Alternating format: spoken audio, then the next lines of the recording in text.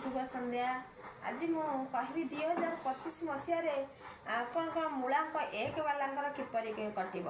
मूलांक एक कहे जो मैंने 1 तारिख जन्म, 10 तारिख जन्म, 19 तारिख जन्म और 28 तारिख जन्म से मूलांक एक से सूर्य को रिप्रेजेंट भी कर रवि ग्रह को रिप्रेजेंट होता है। रवि ग्रह हूँ 1 नंबर अधिपति आमर निर्मोलॉजी 1 नंबर अधिपति जेहेतु ए वर्ष 2025 मंगलंकर वर्ष अच्छी तेणु रविंकर मंगलंकर भल पड़े तेणु आपण मानकर बहुत भल हे। आपण मैंने नित्य प्रतिदिन सका उठी सूर्योदय समय उठी आपण सूर्य नमस्कार करूँ। सूर्य गायत्री रे मंत्र रे आपण मैंने जलदान करूँ, 3 थर जलदान करूँ।